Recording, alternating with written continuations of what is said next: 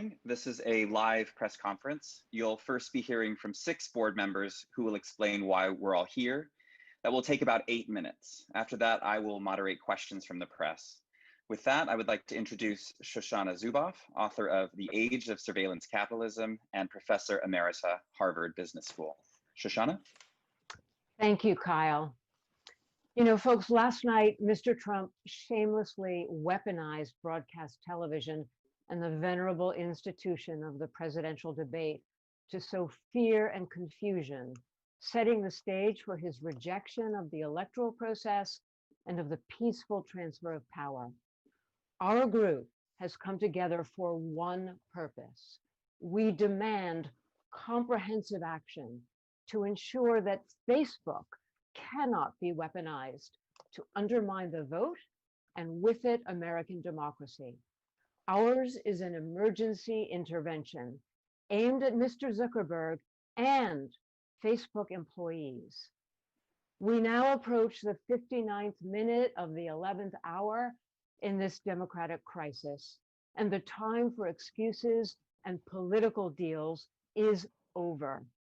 Facebook, America and the world look to you now for decisive action to protect democracy. History is watching. Now, I am honored today to be able to introduce our esteemed, 5 of our esteemed board members who will each make their own brief statement. I'll be thanking each one and then passing the baton to the next as we move forward in the next few minutes. First, I'd like to introduce Rashad Robinson, who is president of Color of Change. Rashad. Thank you. And thank you for having me. And thank you to my fellow board members. Color of Change was founded almost 15 years ago in the aftermath of a flood, which was caused by bad decision makers that turned into a life-altering disaster by bad decision makers. It was Hurricane Katrina, and Black folks were literally on their roofs begging for the government to do something, and we were left to die. Katrina illustrated a lot of things that people already knew: geographic segregation, generational poverty, the impacts of what we've done to our planet, but at the heart of it, no one was nervous about disappointing community, about disappointing Black people. You know, in that moment, we formed a new infrastructure. Our founders formed a new infrastructure, leveraging technology and the new tools to channel our hopes and aspirations into demands to hold government and corporations accountable. And for the last 15 years, we've been doing it. And for the last several years, civil rights groups like Color of Change have been demanding that Facebook be accountable for its role in our democracy and our economy, urging Facebook to take aggressive action to tackle the threats to our democracy that continue to fester on its platform. Threats that include calls to violence by white supremacist militia and that have resulted in the killing of protesters and attacks and harassments on our community. Facebook must stop immediately all of the dangerous misinformation that is attacking our elections and promoting voter suppression. In June, the Stop Hate for Profit Coalition, led by a set of organizations, got more than 1,000 companies to participate in an unprecedented month-long advertising boycott. You'll hear from my colleagues at ADL and the NAACP, but also Free Press was part of the leadership of that effort. We brought thousands of new voices into our movement to join our call for Facebook to stop putting profits over the people who need safety and integrity on their platform. The incentive structure at Facebook is broken. At every single turn, profit and growth sits above safety, integrity, and security. Just yesterday, 2 hours before the debate started, where the President of the United States signaled for white nationalist groups, called on for white nationalist groups to mobilize around this upcoming election, to mobilize in support of him. 2 hours before that debate, leaders at Facebook responded to an email from me asking them to deal with Donald Trump Jr.'s calls on the Facebook platform for an army of Trump supporters to show up at the polls to protect the elections, calls that we have heard in Black communities for years as a threat to our ability to express our will for a better future. The folks at Facebook sent me an email quibbling about the words enlist, the words army, trying to parse what could have really meant, and in turn told us that it actually didn't violate. Our blood will have to be shed before Facebook does anything unless policymakers and all of those who enable Facebook step up and do something. History will not only look unkindly on Facebook, but it will look unkindly on all of those who knew better and did not do better. This is our opportunity to set a new course for how social media platforms will engage in the future. And that's why I'm proud to be part of this coalition and stand with these incredible leaders and the organizations they represent. Thank you, Rashad. I'm going to pass the baton to Shireen Mitchell, founder of Digital Sisters. And we're all going to try to keep our remarks to somewhere around a minute so we can push through to the talking to the press at the other end. Thanks so much. Shireen, take the floor, please. Yes, thank you. I founded the first organization to get women and girls of color online and into tech, and then followed up and founded the organization called Stop Online Violence Against Women that was specifically focused on how online harassment and violence were impacting women of color, particularly Black women on these platforms. As we tracked this behavior for years, since as early as 2013, we saw how Facebook in particular, but other platforms basically made it okay to target Black women and their voices. Fast forward to the election, we were the first to come out with a report that showed that Russia, the IRA troll farm, focused specifically and intensely on African-American voters and Black identity. We were able to track this because we saw this type of behavior that was happening on these platforms on a regular basis. We were able to look at ways to help women who were being impacted and harmed by these platforms, with the platforms not doing anything about it. So when we talk about digital vote suppression, we're talking about the ways in which our votes are targeted using these platforms, using technology, and sharing false information and disinformation to impact the election. This has changed, but what has not changed is targeting Black voters in particular. And now we're watching and seeing how domestic and foreign actors are targeting us and targeting the vote, particularly the vote of Black voters. So what we're joining this oversight board today as with these other fantastic leaders, because we need something to be done about it, and the safety and integrity of the election, and also the safety and integrity of voters, particularly Black women who are the base of the party. Thank you so much, Shireen. Now let me turn the floor over to Derek Johnson, CEO of the NAACP. Derek?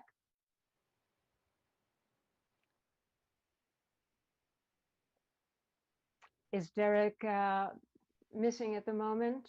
No, I was on mute. Here I go. Oh, Yes. Derek, there you are. So good Yes. to see you. Made my heart skip a Yes, beat. That's right. So thank you Please for the take the floor. opportunity. Thank you for the opportunity, and I am proud to serve on this board with many who are concerned with the platform of Facebook. NAACP, 111 years old, this nation's largest civil rights organization and oldest. We've seen many iterations of voter suppression. We've seen many iterations of violence as a result of Americans seeking to exercise their right to vote. From our founding, which was founded around the issues of lynching, to push back to have anti-lynching legislation.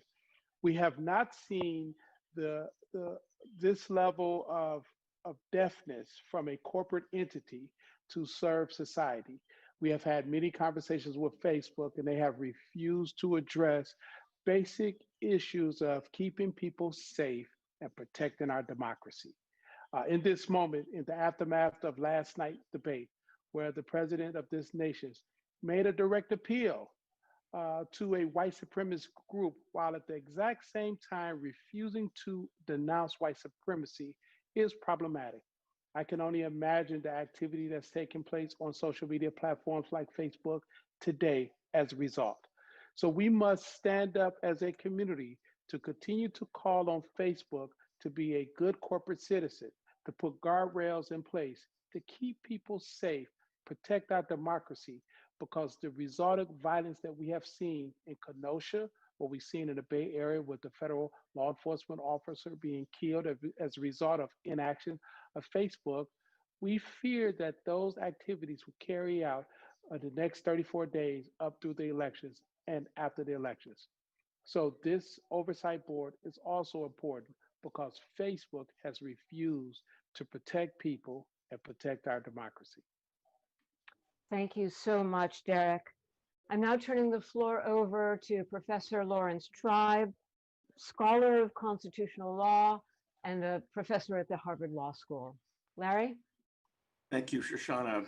I'm honored to be part of this effort, probably the most important effort in my 50-year career in the law.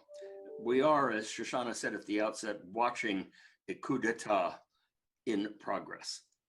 The president spews hatred, sows chaos, spreads lies, spawns conspiracies, and actively suppresses the casting and counting of opposing votes. Then Fox loyally echoes and magnifies Trump's filth. Then Facebook micro-targets that filth to tens of millions of eligible voters and gets richer by the minute while it does it. People like me can engage, as I am engaging 24/7, in litigation to plan various legal strategies that will get in the way of the president's effort to steal the election. But that will not be enough unless the Goebbels-like cycle that I've described is broken, and broken now. We could be witnessing the end of the great American experiment. Nothing could be more important than to break that cycle. Law alone is not enough. This is a matter of society and information and culture. It's a matter of business models. We need to act, and we need to act together, which is why I am so proud and pleased to be part of the board that Carol Cadwalder has put together and that Shoshana is introducing you to. Thank you so much, Larry. And now finally, let me give the baton to Jonathan Greenblatt, who is the CEO of the Anti-Defamation League and will convey to you our initial ask in order to achieve some of the goals that we've just laid out. Jonathan? Thank you, Shoshana, and thanks to everyone here today. At ADL, we've been tracking extremist movements for generations. We've seen all kinds of hateful groups over the decades, but we've never quite seen a moment like this. Not just when tensions seem to be at an all-time high, but when a single media platform actively and knowingly has facilitated the flow of poison into the population and enabled waves of anti-Semitism and racism, Holocaust denialism and Islamophobic conspiracies, disinformation and extremism. Never have we seen one source allow such toxins to spread so far and so fast with such devastating results. And that platform is Facebook. The list is long, from Christchurch to Pittsburgh, from India to Myanmar, from England and to America. Again and again, Facebook has been weaponized with horrifying results. And in our country today, this crisis is more acute than ever as we face perhaps the most pivotal presidential election of our lifetimes, perhaps in the history of our country. That's why ADL, NAACP, Color of Change, Free Press, and so many other groups came together to form the Stop Hate for Profit Coalition this summer. That's why I joined the Real Facebook Oversight Board. And that's why here today, I am saying, we are saying that Facebook finally must take concrete action to protect the democratic process and mitigate the risk of violence, the very real risk of violence in the weeks and months ahead. And so we, the Real Facebook Oversight Board, urge Mark Zuckerberg and Facebook to take 3 specific steps, 3 meaningful measures to protect this election and preserve our democracy. It is the least they can do. Number 1, Facebook must enforce its own policies, actually remove posts inciting violence, whether those come from ordinary citizens, public figures, or elected officials, including the President of the United States, Donald Trump. Number two, Facebook must ban all paid advertising that mentions presidential election results until one candidate clearly and empirically is declared president-elect and the other candidate on the record concedes. Third and finally, Facebook must label all organic posts about presidential election results as untrue and premature until one candidate is declared president-elect and the other candidate concedes. This is what we ask. Thank you so much, Jonathan. And now we're going to revert back to Kyle. And Kyle Taylor will be taking questions from the press and allow our discussion to bloom from here and these brilliant, trenchant comments. So honored to be part of this group. Thank you all. Thank you all, and thank you, Shoshana, for managing that section. You did a brilliant job. Before we move to press questions, I wanted to pass briefly to Carol Cadwalader, who wanted to say a quick word. Carol? Hi, thanks so much, Carl. Thank you so much, everybody. That was so clearly put. All I'm going to do is say that there are really amazing experts, academics, civil rights advocates on this call. And I really hope that that some of their expertise might come out in the course of it. So there's too many here to kind of name quickly, but I mean, I'm just looking at my screen, and there's Maria Ressa, who's in the Philippines, who's already been a victim of Facebook's harms. She's facing 6 years in prison as a result of Facebook's influence operations and what's happened in her country. She sounds that warning. There is, I'm just looking around, there's Sophia Noble, who's a leading academic in in algorithmic oppression and the way that it affects Black and minorities disproportionately. And I just want you to get to the question. So that's all I'm going to say is that the idea of this is it's a brain's trust and it will grow. Thank you. Thanks, Carol. All right, now just as a quick reminder to the press, please keep your chat function open so a producer can tell you when your question's up. When your name's called, remember to turn on your microphone and direct your question to a board member. With that, we will start with Mary Plum of NBC Nightly News.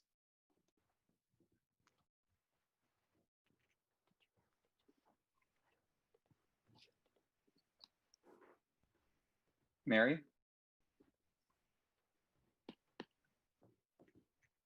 All right, Mary, I can come back to you. I'm just going to go ahead and go to Julia Borston and Stephen Desaulnier from CNBC.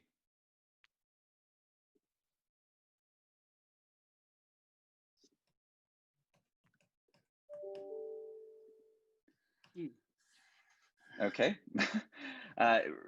I'll move next to Carolyn Sands and Fergal Gallagher from ABC News. Hi, Fergal here.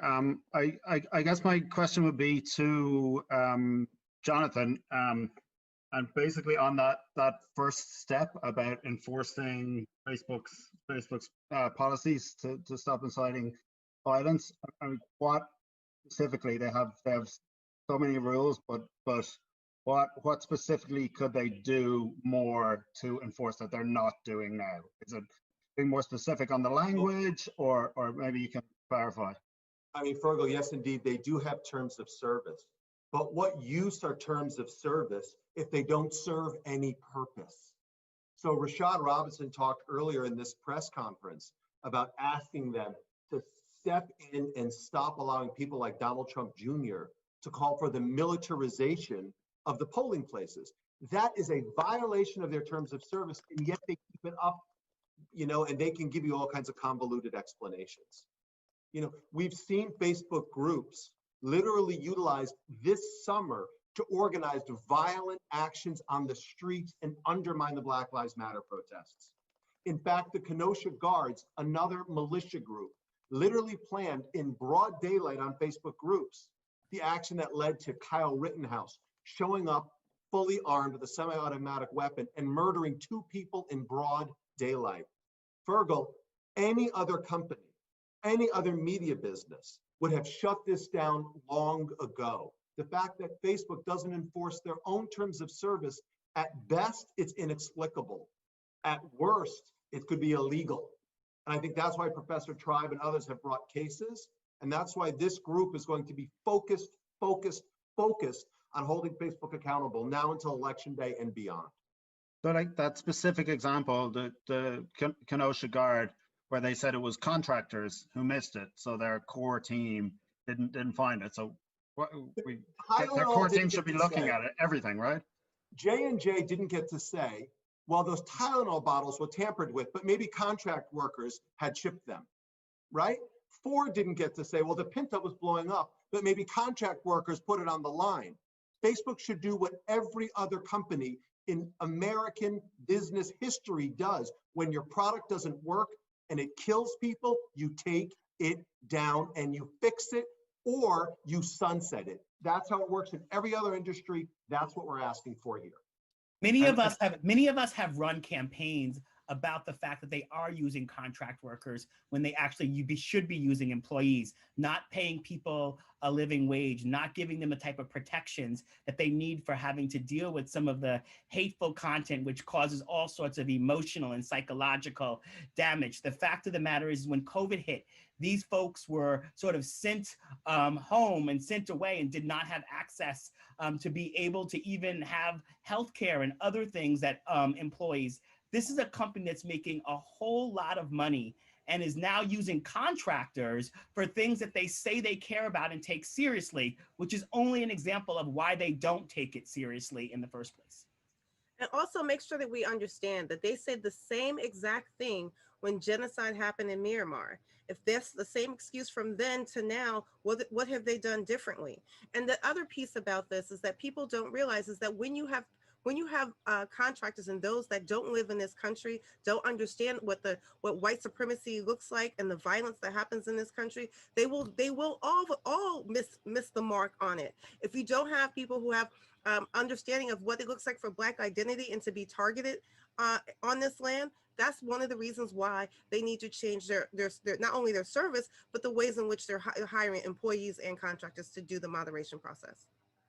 The problem with Facebook is they are refusing to take responsibility or be accountable for their platform.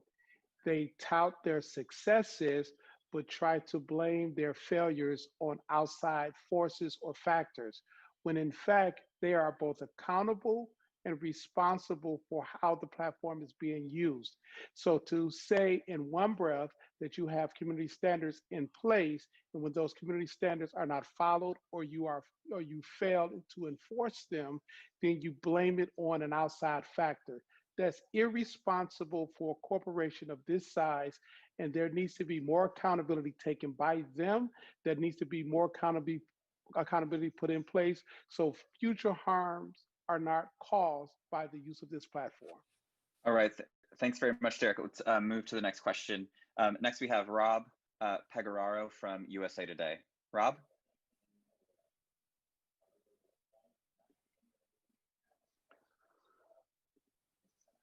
Rob, you're on mute.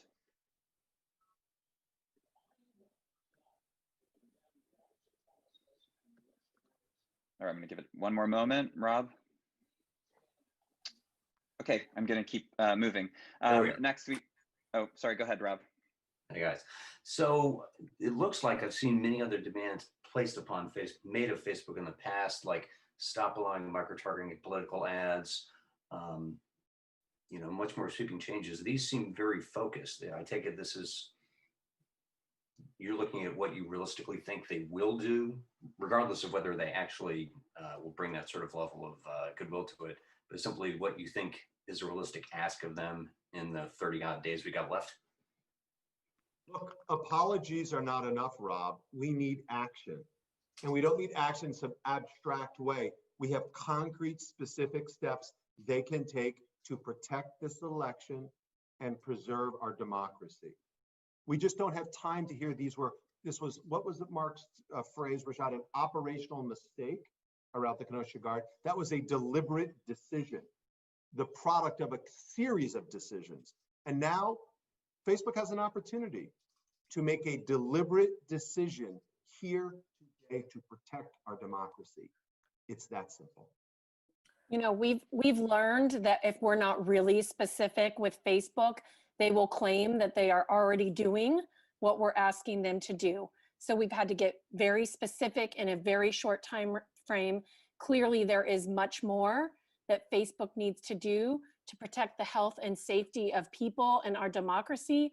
But in the next 45 days, we think they need to be focusing in this way. The Kenosha Guard page is just another example of how Facebook is not enforcing its own policies. It has a policy against calls to arms on its events pages. It did not enforce, despite the fact that all the warning signs were there. And we have to think now about what this means for the safety of American voters as we go to the polls. And that's why we need to focus in this way moving into election period. All right. I would only, go ahead. can I just add a quick footnote to these important comments, Kyle? Yes, go ahead. Our asks right now are in emergency mode and will continue to be. But make no mistake, as the situation evolves, if we need to, we will be issuing more demands that follow the trouble as it evolves. So this is a beginning, but not necessarily the end. All right, thanks, Shoshana. We'll move to the next question from Stephen Levy of Wired. Hi, thanks, folks. So actually, Rob asked a similar question to mine, so I'll ask a different question. Facebook seems to regard this board as a collection of chronic critics of Facebook, and I'm wondering whether their perception of it is basically, they wouldn't have to answer to one of you speaking in a book like Shoshana wrote, or with a publication backing you, or with Maria, just the force of her stature, but something that could easily be dismissed. So I'm curious why you feel that these demands are going to move a person like Mark Zuckerberg, who I can tell you is a very dug in and stubborn person, and maybe less likely to respond to a band of people he sees as foes, rather than quarters he has to answer to. The problem with Mark Zuckerberg, the platform, they see themselves above any accountability. Many of us have had multiple conversations with him and/or his executives. There have been many demands made, requests made, conversations had from in his home on Zoom, and they've done nothing. This is not about being chronic critics. This is about making sure people are safe and our democracy is protected. We should not allow him, nor should we distract from the central theme here. We know this platform has been used to promote white supremacy. White supremacist groups convene on this platform, they recruit on this platform, and they've used this platform to create avenues of harm towards people based on their race, their religious belief, their ethnic background. That should not be tolerated. This is not about critics. This is about keeping people safe and keeping our democracy safe. And the thing I'll add is that Facebook has done something cute, right? They have created their own oversight board, Supreme Court, shall I say. And those people, when the coronavirus hit and we saw so much disinformation, and I reached out to have a conversation with Sheryl Sandberg about what their internal board was doing about it, she told me they didn't have computers yet. And so that they weren't sort of set up to operate. The fact of the matter is there are multiple audiences here. Yes, there's the audience of Mark Zuckerberg, but we live in a society where there should not be a single person that gets to make all of the rules for a corporation this size and this scope. There should also be the role that government and oversight and regulation and other rules play here as well. And so part of this is also as Facebook rolls out its PR vehicle to try to say that there is oversight and accountability on a piece of infrastructure where I have actually went to go speak multiple times to their shareholders meetings, where he has 60% of the shares, where he has his chairperson and CEO, that we also need to continue to send the message that new rules of the road are needed, and that even while they put in PR vehicles to say that there's accountability, those PR vehicles are weak and insufficient. Damien, did you want to say a quick word before I move to the next question? Yeah, I mean, I was quite amused by that dismissal of this group, because it sort of implies that the actual Facebook Oversight Board is a group of people that are well disposed towards the company, are favorable. There should be Facebook critics on that board as well, if it meant anything, if it had any teeth, but it's a company that doesn't really want or accept criticism internally or externally. And the fact that we've come together with people from different countries around the world, different legal systems, different interests, but are all encountering similar problems, shows that this is a problem that affects the way Facebook works around the world. It's not about one election and one place. And that the decisions about what happens on Facebook, given it's so central to so many people's lives, shouldn't just be down to Mark Zuckerberg. They should be down to external criticism, external challenge, and I believe ultimately external oversight as well. I say Thank you, a Damien. word All about, right, we're going to move to the. say a word about that.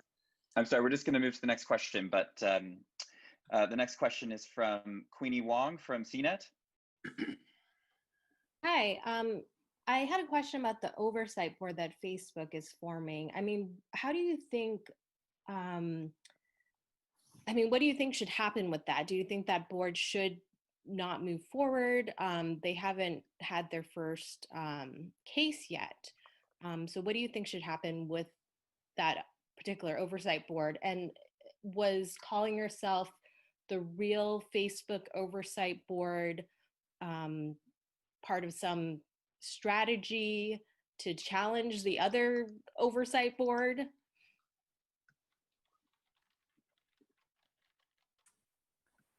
I I'd be suppose happy maybe I to should. tackle that, or Should- who wants to go I for it? tell you what, if I just say just something quickly, and then Shoshana, Yeah. perhaps you can take it on.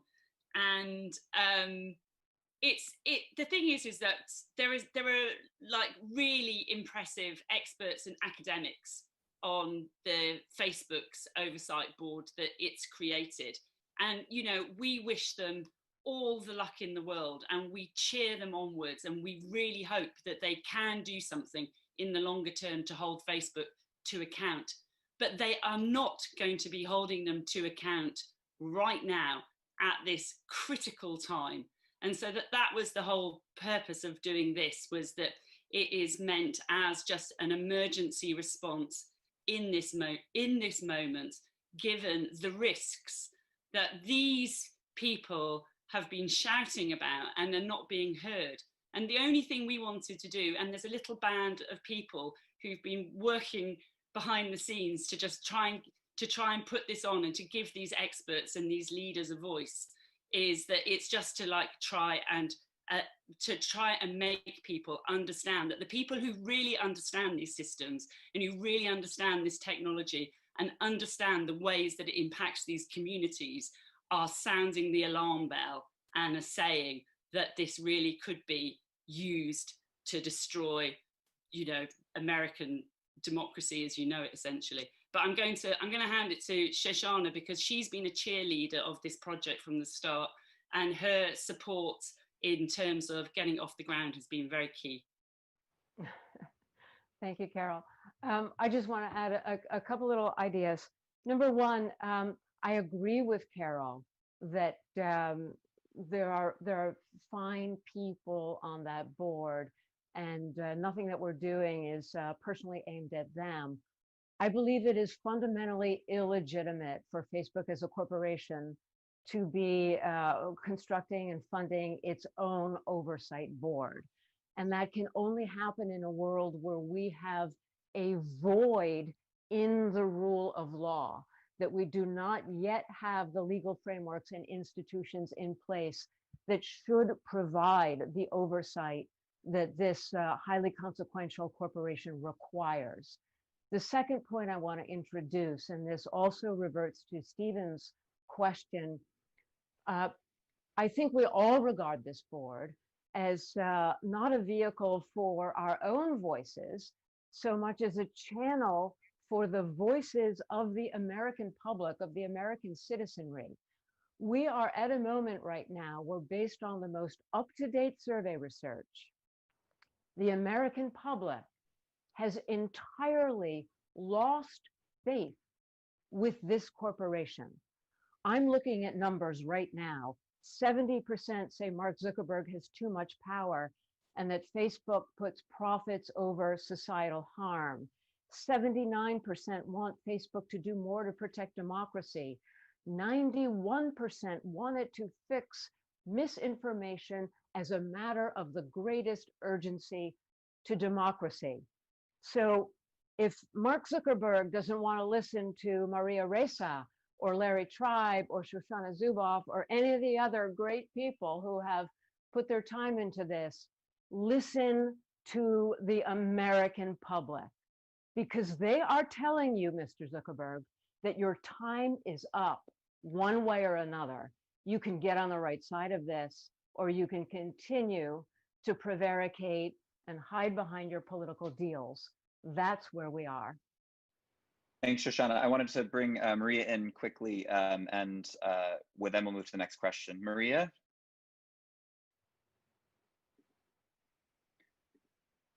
I'm sorry. Oh, there we go. Go ahead. We got you now. Your audio is on. I want to say that I think, part of the reason we came together, and Stephen, I think this answers your question, is that I understand Facebook's role. We all do. We also understand its immense power. Rappler remains a partner, but part of coming together, what I've learned in this process is that our problem is not our problem alone. Our problem is everyone's problem. And, for the last 4 years, I've been jumping up and down saying our dystopian present is now your dystopian present. So it's, I guess, to jump off what Shoshana said is, these actions are very doable for Facebook. We want Facebook to take these actions to protect democracy, not just in America, but hello, the global South suffers far more. But when it comes to you in the way it is coming now, we will bear the brunt of that as well. So hopefully it works, right? That's why we're together. Thank you, Maria. Okay, the next question is from Vice, David Gilbert at Vice. David? Thanks, Kyle. Thanks, everyone, for taking the time to chat to us. I'm just going to pick up on something Shoshana and Maria said there, that, Shoshana, you were saying that the American public is no longer behind Facebook. And, those stats you say are fine, but in terms of what will really get Mark Zuckerberg and the Facebook board to listen is probably, a loss of revenue and loss of numbers of people using the service. And despite, 4 or 5 years now of almost constant daily problems and criticism and controversy about Facebook coming up, nothing really has changed. Like if the fact that the UN said that Facebook facilitated genocide in Myanmar wasn't enough to make any real changes to the company, obviously for a lot of people on this call, the US election is a huge deal. And for people in America where Facebook is, it's kind of bringing it to the fore. But for a lot of people around the world, these problems have been there for years and no one has paid any attention. I suppose my question is, do you guys think that you need to get the public on board for this campaign? That Facebook has been listening to you guys for years, giving out and criticizing. It's been listening to journalists like me criticizing it and, reporting on its problems, but nothing has really changed. Do you think that in order to really make a difference, and I guess we saw a little bit of that earlier this year with the advertising boycott, but again, that made a tiny dent in its profits. Do you think you need to get the public and a kind of a wave of public support for this campaign to really make Facebook sit up and listen and actually make the changes that you're demanding? All right, can we go to Roger first on that? Roger? Yeah, David, fantastic question. I think the context we should be looking at here is that Facebook has been allowed, all internet platforms have been allowed to make their own rules and they've been allowed to ignore legitimate requests for better ways of doing things. The context of this year with the global pandemic, the massive amounts of disinformation that have resulted in the United States having more than 200,000 fatalities, at least 150,000 of which were unnecessary and made worse by disinformation spread over Facebook. The George Floyd murder and all of the white supremacy that Facebook enabled around that is changing attitudes in the United States really dramatically and really quickly. So I think that the frame of the last 5 years is a frame, but I think as we look forward, we have to imagine that with all the issues in the economy, all the issues with the pandemic, that at least in the United States, there's a greater awareness that allowing people like Mark Zuckerberg to be entirely in charge of their own future, which winds up being the future of all of us, is not going to work. And so I would simply say to you that this is a step in a very, very long process. And that what we are trying to do is to bring a collective voice to say to Mark Zuckerberg, Mark, you're really running out of time here. If you do not make actions we're talking about here, this is not something that he should view as optional. We're talking about the fate of democracy in the largest democracy in the world, in the largest economy in the world. If through his either action or inaction, he allows American democracy to be destroyed, the whole world's going to be much worse off. And this is, in a sense, the last chance for him to get this right. Thank you, Roger. I'm going to ask the next head to the next question. It is from Carrie Paul at The Guardian. Carrie? Hi, this is Carrie. I just wanted to ask, watching the debates last night, if any of your demands kind of became more urgent or if it sort of solidified what you've already been asking, or as well if there are any new demands you would like to highlight.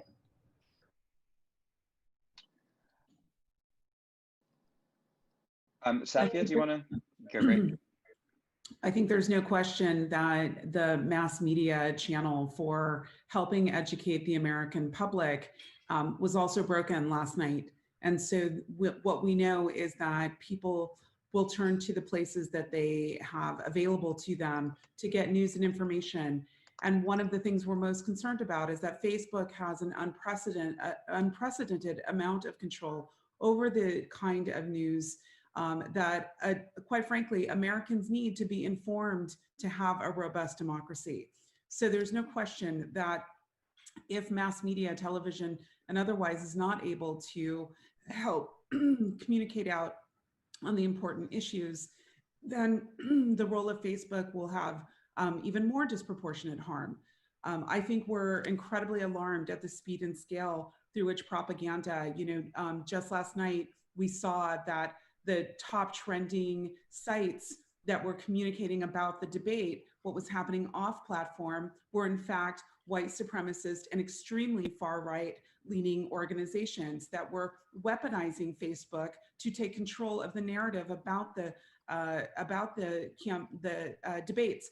So there's a relationship here between mass media and what Facebook is doing. And quite frankly, they are so reckless in their lack of regard for understanding how almost instantly their platform can be weaponized to foment white nationalism, white supremacy, to undermine and suppress the vote across a variety of different constituents, young people, African Americans and Latinos. We're seeing this in real time, those of us who study this work, and I think it's absolutely crucial that if Facebook will not on its own, then we might need some major intervention by regulators immediately because too much is on the line. Thanks, Safi. I just want to bring in Larry quickly on this. Larry? I think the importance of public intervention should be stressed. Shoshana mentioned that we don't now have a legal framework that can impose the kind of accountability that we're calling for. There was an echo between what we heard on the debate and the lack of accountability of Zuckerberg, because you will all remember, I'm sure, that when the President of the United States was asked, not during the debate, but a few weeks ago, do you have any accountability, any sense of responsibility for all the people who have died? He said quite openly, I'm not accountable. we have to have methods of holding power to account. That's why, in the long run, a company as large and as powerful as Facebook needs to be confronted with the possibility of being regulated and broken up. It waves the flag of free speech, but instead spews false speech and violence and encourages violence. The idea of holding it accountable with simple lawsuits for liability, the way we did the tobacco industry, is not going to be enough. We need a different legal framework, and the purpose of this effort is not simply to talk to Mark Zuckerberg, but to help to build a long-run movement of popular support for a different political and legal regime. When some of you mentioned that there are 39 days till the election, we have to think in longer terms. There's 112 days until the inauguration. We are in danger until that point and well beyond. So this is a call to action that doesn't expire simply with November 3rd, and that isn't addressed only to Mr. Zuckerberg. It has to generate a global call for responsibility, to which even Facebook will have to respond. And on that point, if I can just ask, Linya Banyo wants to add to that before we move to the next question. Thank you very much, Kyle. I think it's important to draw the, the connection between what's happening in the United States and what's happening in Africa. I'm based in Nairobi, Kenya, and it's important to see and learn the lessons from which we have had from the 2007 elections, where Kenya went into post-election violence, and the case, landed at the International Criminal Court. It's also important to look at the work that Facebook has done in Africa and follow that up with Cambridge Analytica and the impact that they have had in Africa. And so I think drawing that parallel will be important for the United States to learn lessons from it, especially on the impact of social media, which specifically in this case is Facebook. Facebook has a content moderation center in Kenya, which is serving the entire African continent. And I believe that fixing this in the United States would also fix democracy across the African continent and even largely in the global south. Facebook will be here for part of the elections in Africa and then profit from the elections and then leave after the elections. I think Facebook should be held accountable. The world will be better for it. Thank you. Thank you very much, Linda. Okay, let's go to the next question. It's from Shirin Gaffrey at Vox. It might be Gaffrey, I apologize, Shirin. Hi, yes, it's Shireen Ghaffari at Vox, and my question is, what is the Real Oversight Board's next order of business? What are, besides sort of media and public statements, what does the Oversight Board really plan to do next? Shoshana, do you want to? Well, we are set up to continuously monitor. We are going to be, as I said before, evolving new demands, new forms of communication. And I think what Larry said before is extremely important. This right now is emergency action. We are designed as an emergency intervention, and part of that is, yes, to make a lot of noise and to create a channel where the attitudes of right now the American public find a way to be expressed, find a way to get attention, because Americans are trapped between a platform on which they depend in many ways and a platform that they know is undermining their lives and their government. So in the short term, we're focused on these demands, but then we have the larger challenge of creating the new forms of collective action so we can actually provide channels for voice for many people. And that really is the work of the coming months and years once we get this election behind us. Thank you very much, Shoshana. All right, I'll keep us moving on to the next question.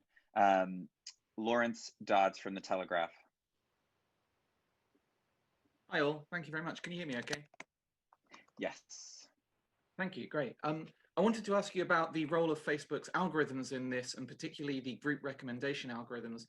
This question is to anybody who sort of cares to answer it and feels equipped to answer it. But I know that Roger McNamee, you and I have talked before about sort of the algorithms being at the root of this problem. And if you're trying to fix the problems that the algorithms cause and the sort of clean up the content that they tend to recommend, you're kind of acting downstream of the problem. There was another coalition of Facebook critics, I think including the Mozilla Foundation, Accountable Tech, Center for Humane Tech, those kind of folks, who have called for Facebook to just shut off its group recommendations feature entirely until they figure out how to fix it properly. I wonder, do you back that as a group? Do you back that request? And beyond that, are there any requests that you would have to do with Facebook's algorithms and to do with the content that it recommends, right? And if that's not part of your emergency demands, why not? Thank you. Safia, did you want to come in first on that? Definitely. There's no question that the algorithms that Facebook, like other big tech companies, are using are incredibly complex. In fact, so complex that most of those companies don't even know how they work. We know this. So we have to ask ourselves, would we allow, for example, pharmaceutical companies to roll out drugs to the public? And if they kill some people or if there's some harm, well, it's just chemistry. I think we have to think about the way in which big tech talks about their products and their algorithms like they're just math or it's just complex code that the public can't understand, when their own engineers, in fact, can't understand. So the question is, should this product, in fact, as Professor Tribe said, should it indeed even exist? Is it legitimate for a product like this to exist when it is so recklessly endangering millions of people around the world? And I think these are the key questions that really underlie the question about Facebook's algorithmic logics. Thank you very much, Safia. I just wanted to, I know Shireen wants to jump in quickly on this as well. Yes, absolutely. And thank you so much for this. And this is not just about people's lives. Like, we're talking about our democracy at all. We focus on our project to stop digital vote suppression because the way in which the algorithms also participate in getting people not to go vote and impacting the decisions that they make. The problem that we have is that it's not just the algorithms, it's the assumption that this disinformation doesn't impact human lives for people to take action. And we've seen that there is no difference between their actions online and their actions offline. So it's not just about the algorithms, it's also about the impact that this has on our day-to-day. And when we looked at this in 2016, we saw that there was an impact. In the United States, their elections was impacted in Michigan when 90K people didn't vote top of the ticket. And that was a Russian campaign. And so we need to understand not only the campaigns that are using these algorithms, but the impact on the lives and those who are being targeted. And I think Maria said this really well about the micro targeting that makes this more insidious, because that type of micro targeting, where you can go down to what we saw, what was recently reported, you can go all the way down to a section in Wisconsin and target a community and target an actual voter, then we fundamentally don't understand not only the impact of the algorithms, but the impact on elections and impact on our lives overall. Thanks, Shireen. Okay, I'm gonna go to the next question from Rishi from CNN Business. Yeah, hi. Thanks for calling on me. My question is, does this board see any scope to collaborate with and influence Facebook's oversight board, not Facebook itself, but some sort of direct link with Facebook's oversight board going forward? Shall I come in just very briefly? I mean, I think it would be brilliant. I think, wouldn't that be amazing if Facebook's own oversight board joined these experts here in their calls for action? I mean, I think that would be really impactful. I know that certain people on this board have been doing personal reaching out to those who are on it. That's going on behind the scenes at the moment, but maybe there is something that could come of that in the coming weeks to strengthen the demands and pressure on Facebook. And that's all that this is about, is increasing the pressure on Facebook to act. Thanks, Carol. I'll go to the next question from, is it Lise Dunton from The Sun? Apologies again if that's Yes. mispronounced. It's Lisi, thank you, from the New Sun. Lisi. Okay. Thank you. It's an honor to be here. It's fascinating and just so important. Thank you. I'm realizing the question is actually focused on your oversight efforts a bit more after the election, but and it's by reporter John Simons, who unfortunately couldn't be here today. He asks, he wonders what might be the next steps to make the following two things possibly happen. One, educate middle school students through high school on the laws of liability and the limits of the constitutional protection of both free speech and freedom of the press. That's one thing. Second thing, somehow bring together the House and Senate to pass legislation naming the internet as a source of public media. Then, just as all government agencies end in .gov, all legitimately recognized media outlets could end in .com, possibly with a fact-based sidebar. Unproven sites engaged in promoting conspiracy content, perhaps with a fact-based sidebar. And then .dating for dating sites, .music, and so on. This is just a thought, maybe just food for thought, but perhaps there are viable solutions to think about. Do you think there's any steps that could happen later on? That's my question.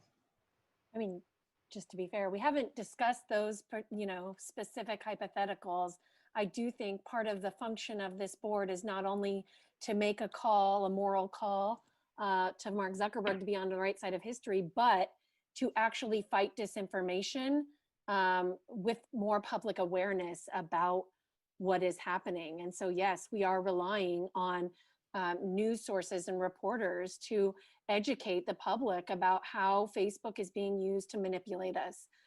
We need this to happen in English. We need this to happen in Spanish. Spanish language content moderation in the US and elsewhere is particularly under-resourced at Facebook. We saw reports about that a couple weeks ago out of Neiman Labs. And this is true, of course, in any other language outside of the English language. And so part of our job here is to lift up a multilingual effort to educate folks about what's happening and how our data is being used to manipulate us. And like the perfect outcome right now, emergency efforts, what would be the perfect path forward? I mean, you get citizens involved, honest press involved. I mean, what would be ideal? The ideal, what kind of help do you need going forward right now?